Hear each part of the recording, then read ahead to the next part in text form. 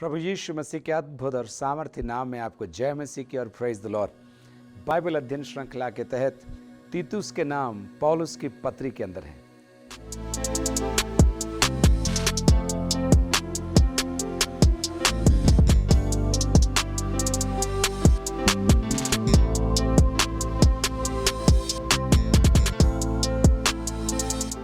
प्रभु के वचन को हम गहराई से सीखने का प्रयास कर रहे हैं। मैं जब इसकी तैयारी कर रहा था तो मैं प्रार्थना कर रहा था आपके लिए, प्रभु आप क्या बोलना चाहते हैं मुझसे और बाद में जो इस संदेश को, इस अध्ययन को सुनेंगे।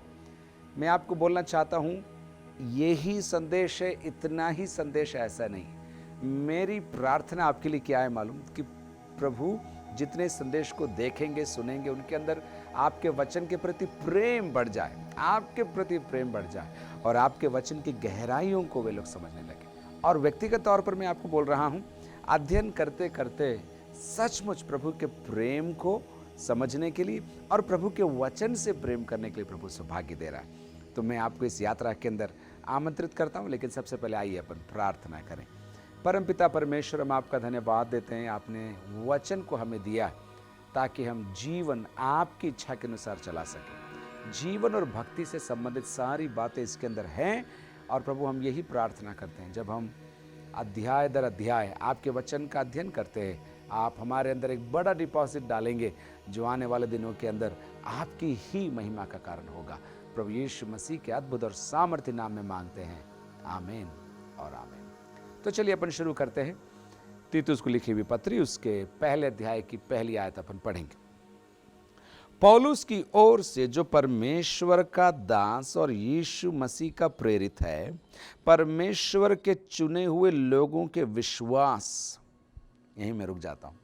पौलुस हर पत्री को ऐसे ही शुरू करता है। वो कहता है वो कौन है, किसने उससे नियुक्ति दी है और उसके पश्चात वो बताता है कि उसे क्या सेवा मिली है। अलग अलग इंट्रोडक्शंस या परिचय हर पत्री के अंदर पौलुस प्रदान करता है, लेकिन सबसे लंबा परिचय तीतुस को लिखी हुई पत्री के अंदर हमको देखने को मिलता है। चलिए अपन देखते हैं। एक बार आप पढ़ोगे तो आपको लगेगा क्या लिखा है समझ में नहीं आ रहा, इसलिए आपको एक एक शब्द गौर करने पड़ेंगे। चलिए देखते हैं। पौलुस की ओर से जो परमेश्वर का दास, डुलोस, गुलाम, परमेश्वर का सेवक है, परमेश्वर की ओर से नियुक्त एक व्यक्ति है जो परमेश्वर के कार्य को निष्पादित करेगा, परमेश्वर की इच्छाओं को पूरी करेगा, प्रभु के आदेशों को वो पूरा करेगा। परमेश्वर का दास, डुलोस, गुलाम, एक और शब्द में बोल रहा हूं, गुलाम, परमेश्वर का दास और यीशु मसीह का प्रेरित है। परमेश्वर का दास और यीशु मसीह का प्रेरित है। दोनों बातें, गुलाम भी हूं लेकिन प्रेरित भी हूं। छोटी से छोटी जिम्मेदारी भी मुझे दी गई है, लेकिन सुसमाचार सुनाने की बड़ी जिम्मेदारी भी मुझे मिली। दोनों बातें एक साथ कैसे हो सकती? ये विडंबना है मसीही, लेकिन ये सच भी है और मुझे और आपको ये जी कर दिखाना है। प्रभु यीशु मसीह से हमको सीखना है और हर अध्याय के अंदर ये बात आएगी। जो कुछ हमें सीखना है वो प्रभु यीशु मसीह से सीखना है। पौलुस हियाव और हिम्मत के साथ कह सकता है, जैसे मैं मसीह के पीछे चल रहा हूँ वैसे तुम मेरे पीछे चलो। इसलिए यहाँ देखिए वो कह सकता ही आपके साथ, मैं परमेश्वर का गुलाम हूँ। साधारण भाषा का प्रयोग करते हुए मैं कहूँ, मैं परमेश्वर का नौकर हूँ, मैं परमेश्वर का दास हूँ, लेकिन साथ ही साथ प्रभु यीशु मसीह का प्रेरित भी हूँ। मुझे पदवी भी मिली है, मुझे जिम्मेदारी भी मिली है। मैं निम्न रहना भी जानता हूँ, मैं ऊंचाइयों में भी रहना चाहता हूँ। एक संतुलन सेवा के अंदर, मसीह जीवन के अंदर जो भी कुछ करते हैं उसके अंदर एक संतुलन। पौलुस की ओर से जो परमेश्वर का दास और यीशु मसीह का प्रेरित है, आगे देखिए, परमेश्वर के चुने हुए लोगों के विश्वास और उस सत्य की पहचान के अनुसार जो भक्ति के अनुसार है। परमेश्वर के चुने हुए लोगों के विश्वास, चुने हुए लोगों के विश्वास और उस सत्य की पहचान के अनुसार जो भक्ति के अनुसार। ये अनुसार दो बार आया। मूल यूनानी शब्द में वहां पर जो प्रयोग किए गए शब्द है उसका एक और अर्थ अपन हिंदी में ले सकते हैं, वो है लिए। तो मैं वहां पर लिए डालकर आपको पढ़कर समझाता हूं। देखिए, उस सत्य की पहचान के लिए जो भक्ति के अनुसार है। ठीक है, तो मैं बाइबल के शब्द बदलने का प्रयास नहीं कर रहा हूँ, लेकिन मूल यूनानी शब्द को मैं ले रहा हूँ ताकि हमारे लिए थोड़ा ये गुत्थी खुल जाए। चलिए मैं वापस उसको इस नए अंदाज में पढ़ता हूँ आपके लिए। परमेश्वर के चुने हुए लोगों के विश्वास, चुने हुए लोगों के विश्वास, चुने हुए लोगों के विश्वास, एक बार और बोलूँगा, चुने हुए लोगों के विश्वास, ये वर्ड इंपॉर्टेंट है, विश्वास अपन आएंगे, और उस सत्य की पहचान के लिए। सो दो बातें वो पेश कर रहा है। मुझे प्रेरित नियुक्ति मिली है, मैं परमेश्वर का दास हूं, क्यों?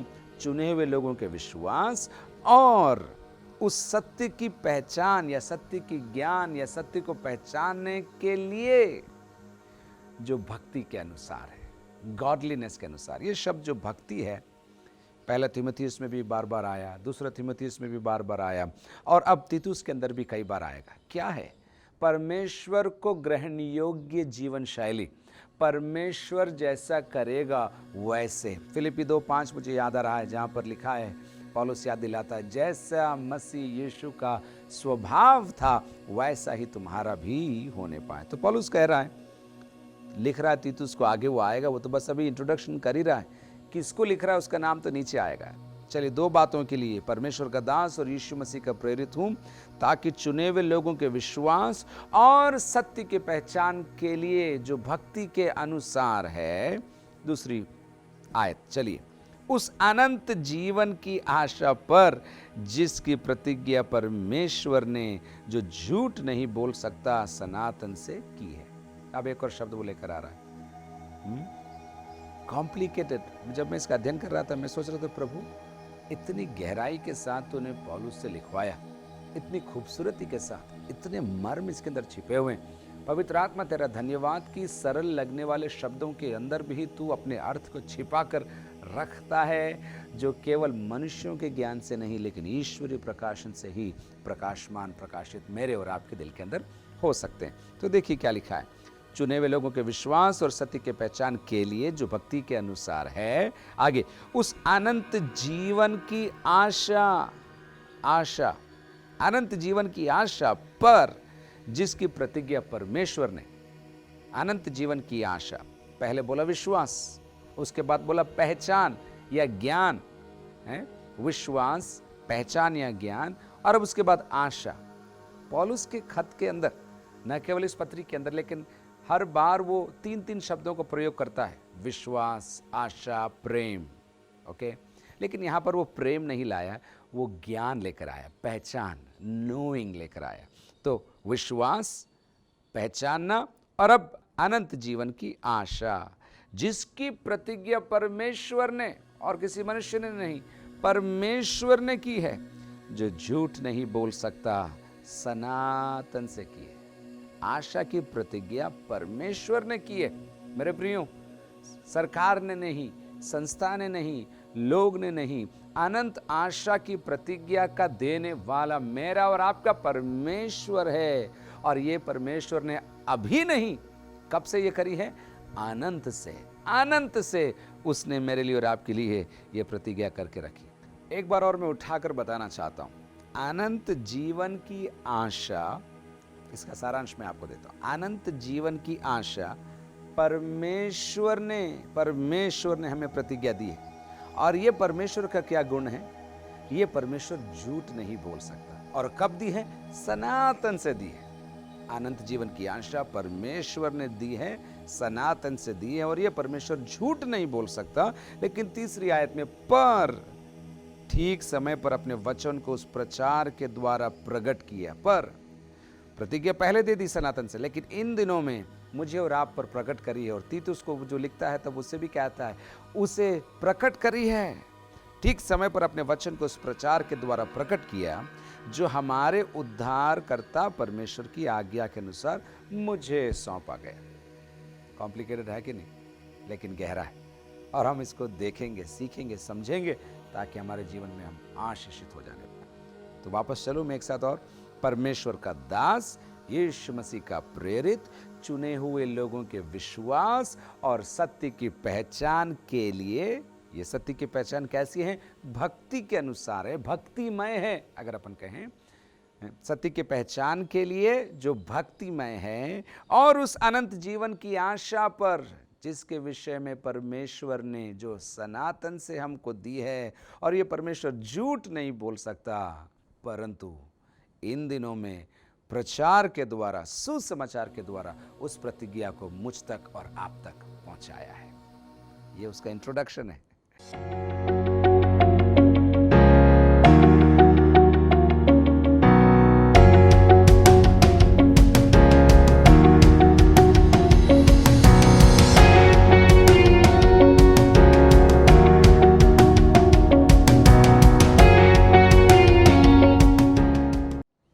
तो चलिए, तीतुस कौन है, पहले इसको तो अपन पता कर लें, किसको पौलुस खत लिख रहा है। उसने परिचय दे दिया, प्रभु यीशु मसीह का प्रेरित हूँ, परमेश्वर का दास हूँ, और सारी बातें उसने कह दी। लेकिन आखिर तीतुस कौन है?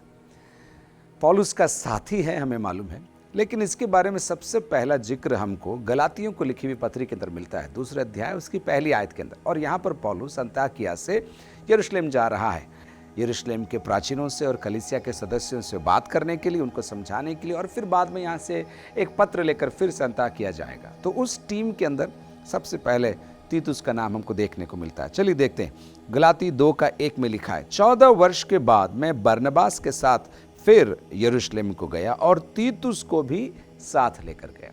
फिर तीसरी आयत में हमको और क्लू मिलते हैं, ये तीतुस कौन है। देखिए, परंतु तीतुस को भी जो मेरे साथ था और जो यूनानी है, तो यहां से हमको मालूम पड़ता है ये यहूदी नहीं है, यूनानी है।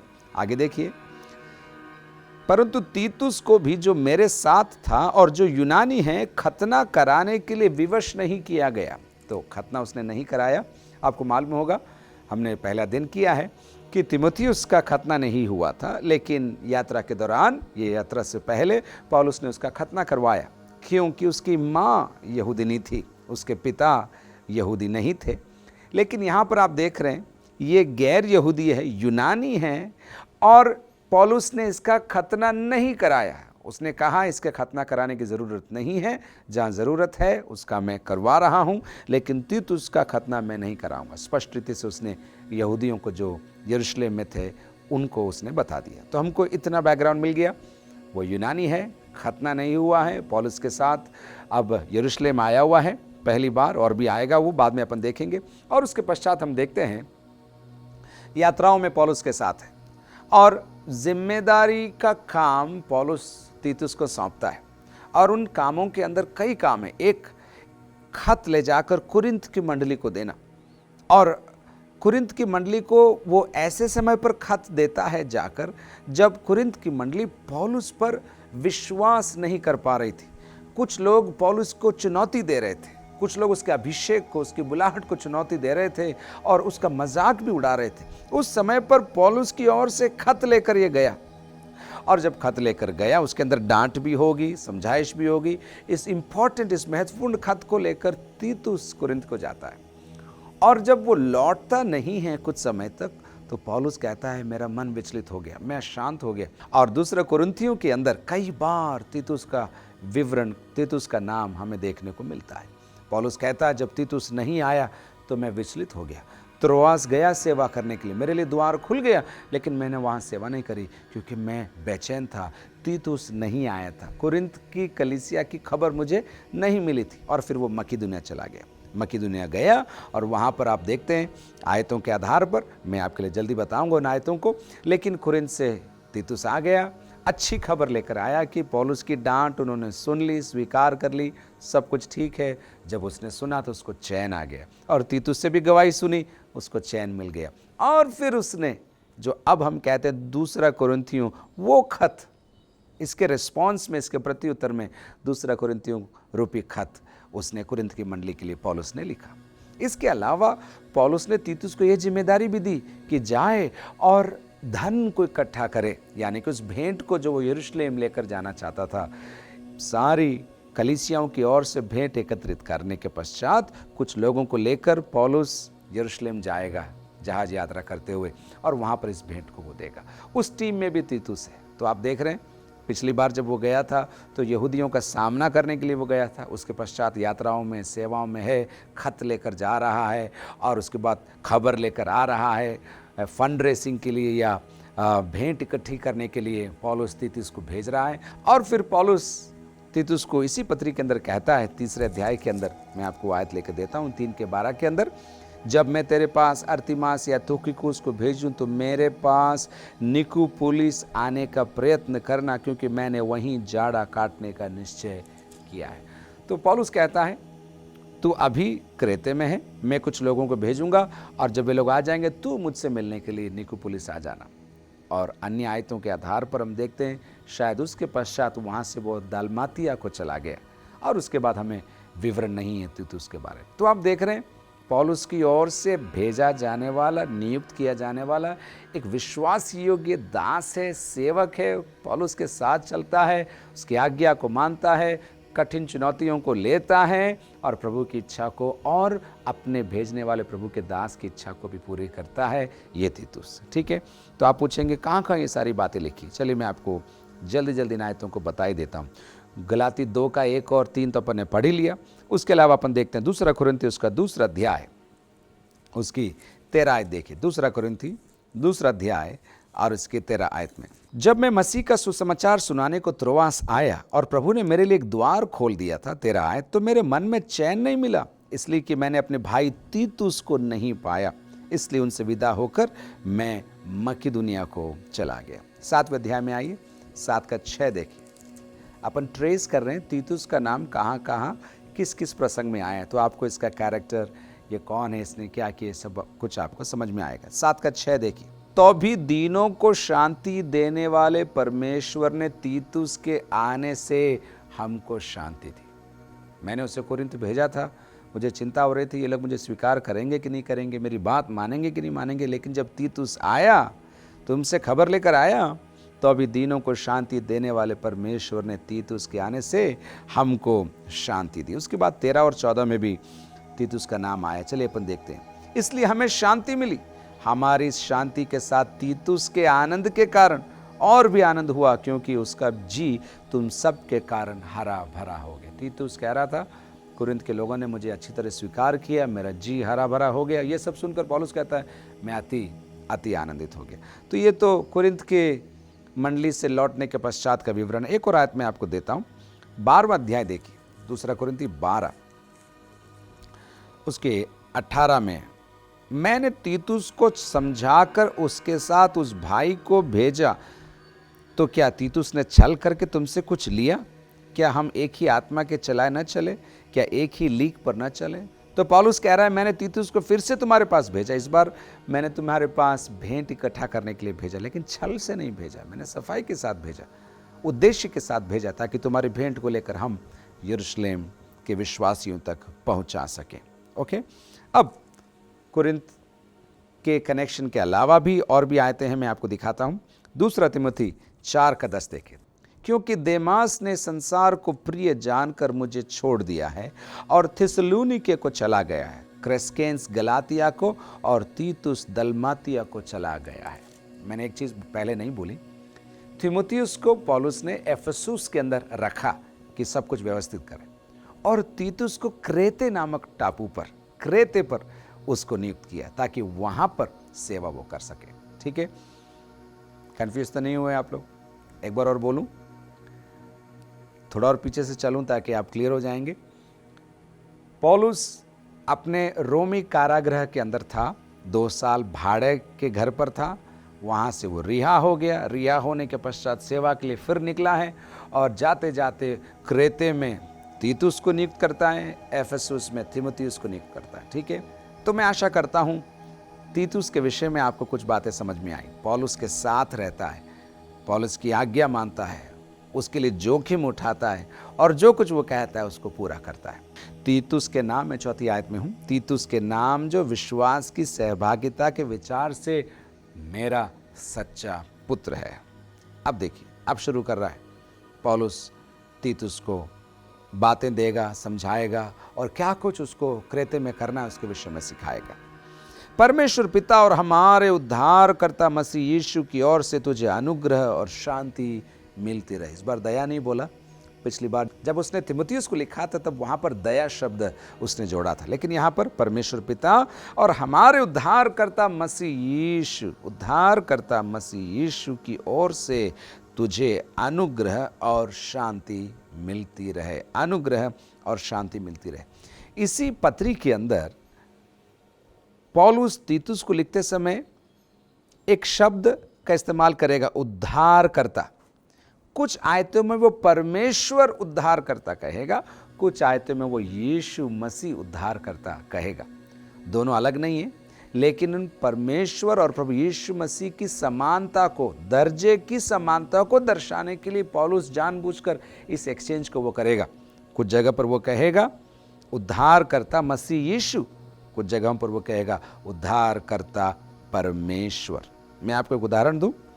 ओके, देखिए 2:10 देखिए, इसी पत्री के 2:10 में लिखा है, चोरी चालाकी ना करे पर सब प्रकार से पूरे विश्वास से निकले कि वे सब बातों में हमारे उद्धारकर्ता परमेश्वर के उपदेश की शोभा बढ़ाएं। उद्धारकर्ता परमेश्वर। 3:4 देखिए, 3:4 में भी यही बात लिखी है, पर जब हमारे उद्धारकर्ता परमेश्वर की कृपा, तो इंटरचेंजेबली इंग्लिश में बोलते हैं, एक के बदले दूसरा नाम वो डाल रहा है मुझे और आपको, और उस समय के उसके खत को, उसकी पत्री को पढ़ने वालों को समझाने के लिए कि परमेश्वर और प्रभु यीशु समतुल्य हैं, बराबर हैं। तो उद्धारकर्ता परमेश्वर, और अब चौथी आयत में वो कह रहा है उद्धारकर्ता मसीह यीशु की ओर से तुझे अनुग्रह और शांति मिलती रहे।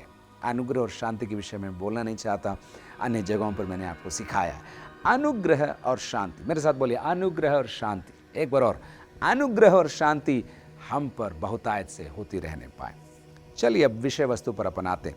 5वीं आयत से आगे अब मैं आपके लिए पढ़ रहा हूं। मैं इसलिए तुझे क्रेते में छोड़ आया था कि तू शेष बातों को सुधारे और मेरी आज्ञा के अनुसार नगर नगर प्राचीनों को नियुक्त करे।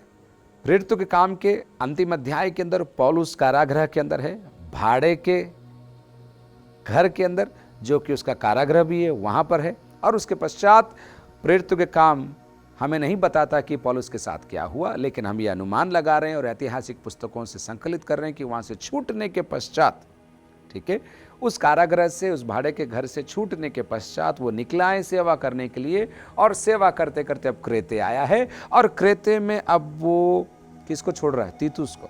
मैं इसलिए तुझे क्रेते में छोड़ आया था कि तू शेष बातों को सुधारे, यानी कि दोनों ने मिलकर कुछ किया होगा, कुछ रह गया होगा।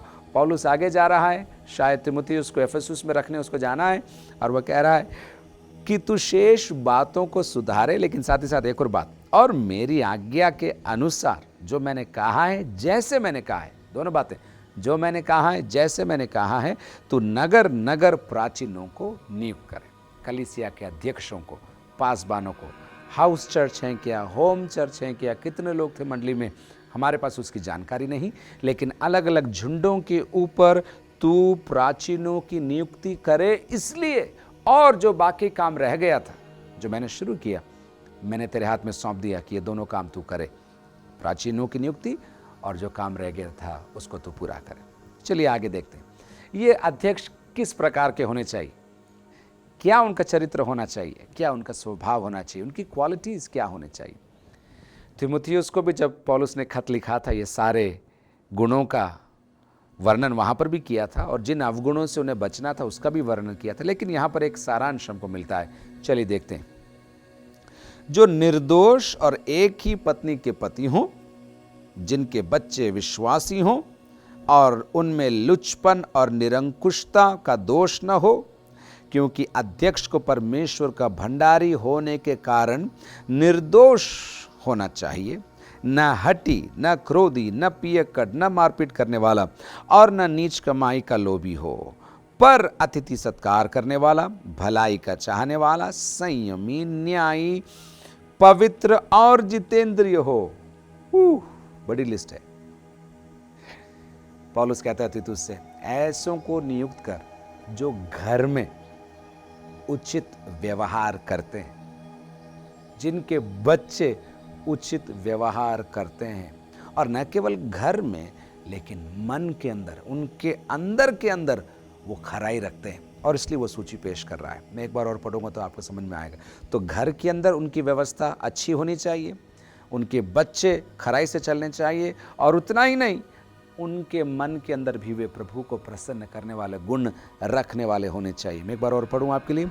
जो निर्दोष और एक ही पत्नी के पति हों, जिनके बच्चे विश्वासी हों, और उनमें, यानी कि अब जो तू नियुक्त करेगा उनमें लुचपन और निरंकुशता का दोष न हो, क्योंकि अध्यक्ष को परमेश्वर का भंडारी होने के कारण, संस्था का नहीं, जिसने आपको दिया कुछ नहीं।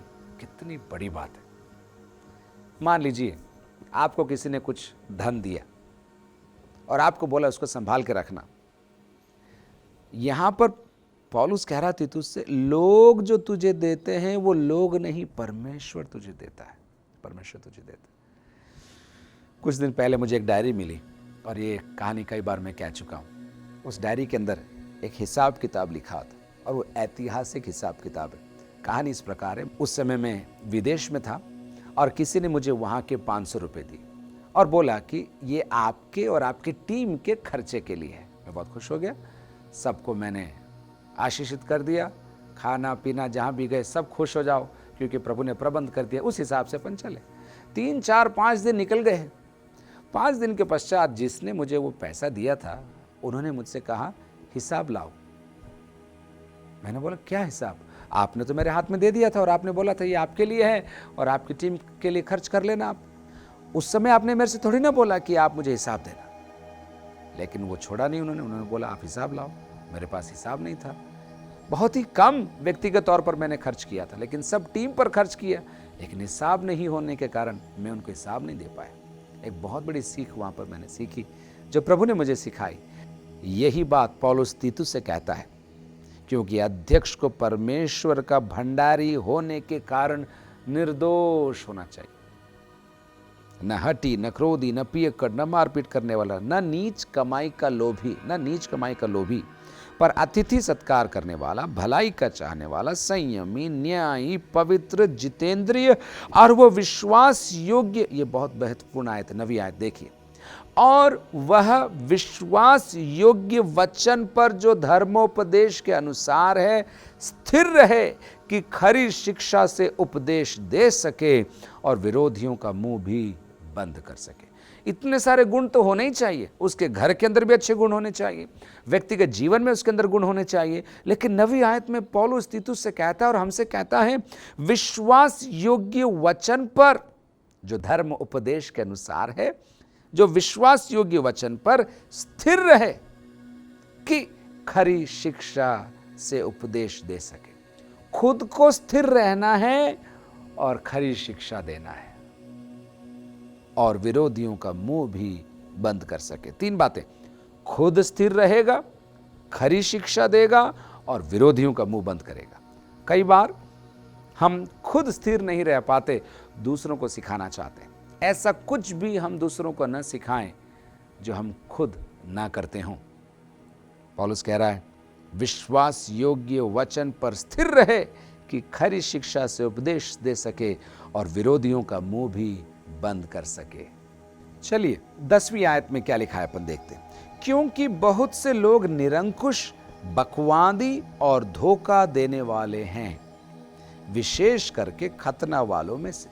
पौलुस कह रहा है, क्योंकि बहुत से लोग निरंकुश यानी कि बिना लगाम के हैं, जो मर्जी आई वो करते हैं, बकवादी हैं और धोखा देने वाले हैं, विशेष करके खतना वालों में से। पौलुस कह रहा है विशेष करके खतना वालों में से, इनका मुंह बंद करना चाहिए।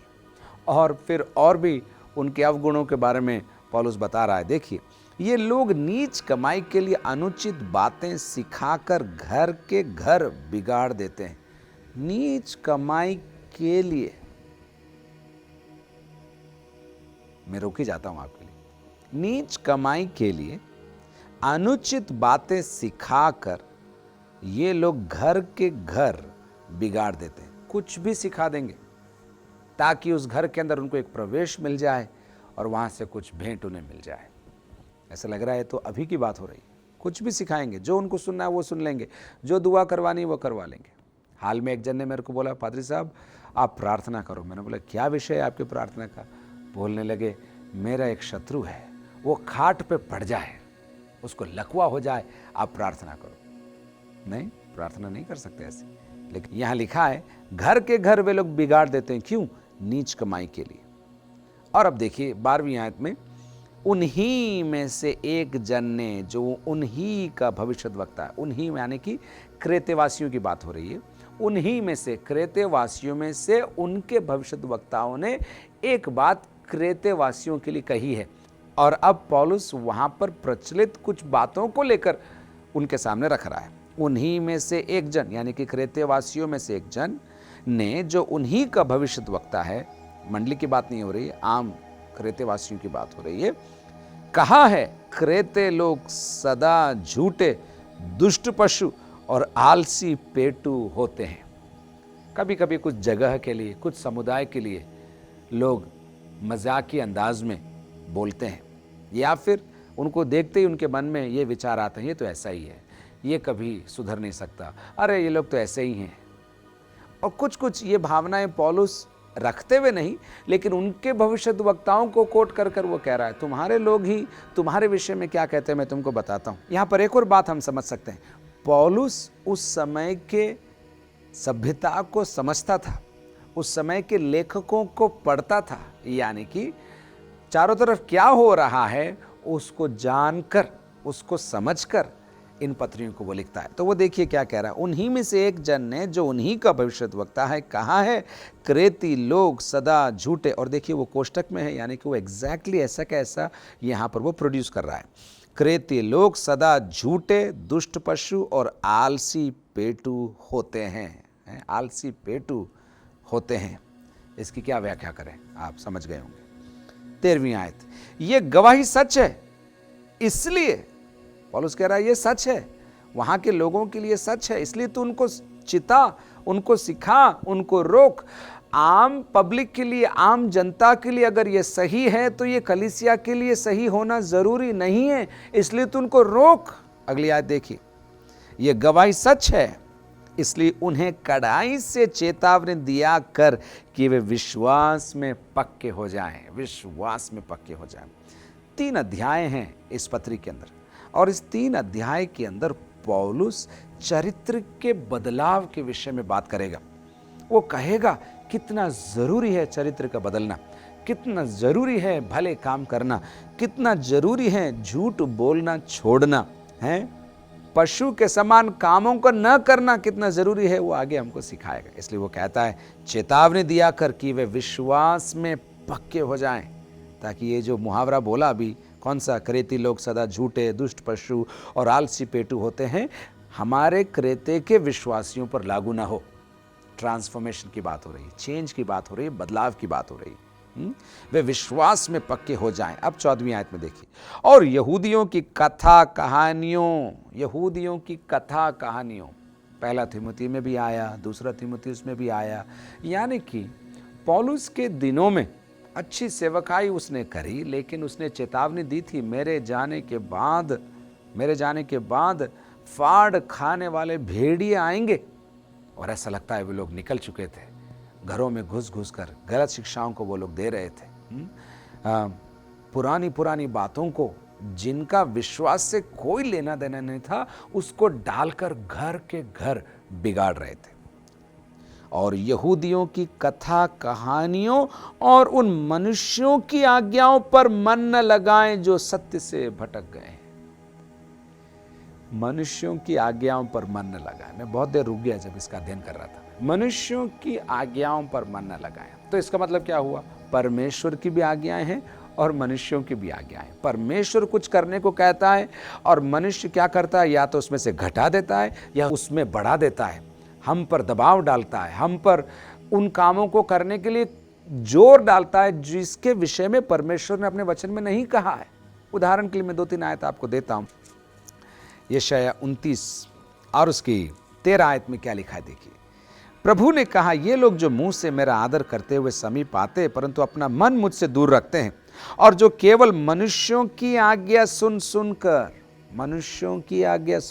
मेरा भय मानते हैं, मनुष्यों की आज्ञा सुन सुनकर। एक और आयत में आपको देता, मरकुस 7 का 7 और 8, ये व्यर्थ मेरी उपासना करते हैं क्योंकि मनुष्यों की आज्ञाओं को धर्मोपदेश करके सिखाते हैं।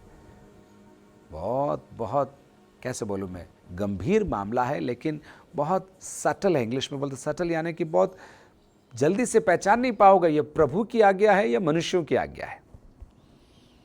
मरकुस लिखता है, यही व्यर्थ मेरी उपासना करते हैं, क्योंकि मनुष्यों की आज्ञाओं को धर्मोपदेश करके सिखाते हैं, क्योंकि तुम परमेश्वर की आज्ञा को टालकर मनुष्यों की रीतियों को मानते हो।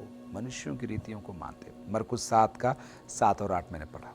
लौट कर आए अपन, तीतुस में है, पहले अध्याय के अंदर अपने 14वीं आयत से वहां पर अपन ने जंप किया था। चलिए, और यहूदियों की कथा कहानियों और उन मनुष्यों की आज्ञाओं पर मन न लगाएं जो सत्य से भटक जाते हैं।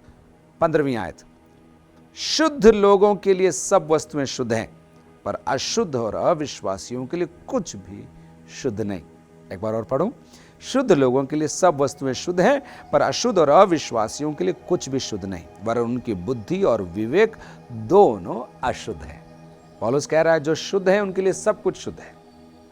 पहला थिमुथियुस और दूसरा थिमुथियुस के अंदर विवाह करने के विषय में, भोजन खाने के विषय में लोगों ने सवाल उठाए थे, और वहां पर भी पौलुस ने यही जवाब दिया था।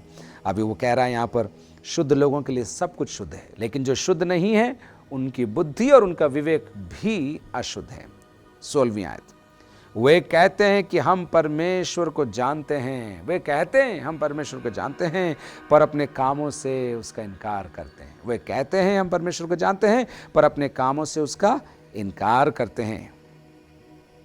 हमने अभी यशायाह 29 के अंदर देखा, मरकुस 7 के अंदर भी वही आयत देखी। वे कहते हैं हम परमेश्वर को जानते हैं, पर अपने कामों से उसका इनकार करते हैं। आप ऐसे लोगों को जानते होंगे, दूसरों को छोड़िए, एक बार अपने दिल के अंदर आप झांक कर देखिए। ऐसा तो नहीं कि आप कहते हैं मैं परमेश्वर को जानता हूं, लेकिन आपके काम, आपका जीवन, आपका उठना बैठना, आप जो कहते हो उससे मेल खाता है क्या, या विपरीत दिशा में दोनों जा रहे हैं।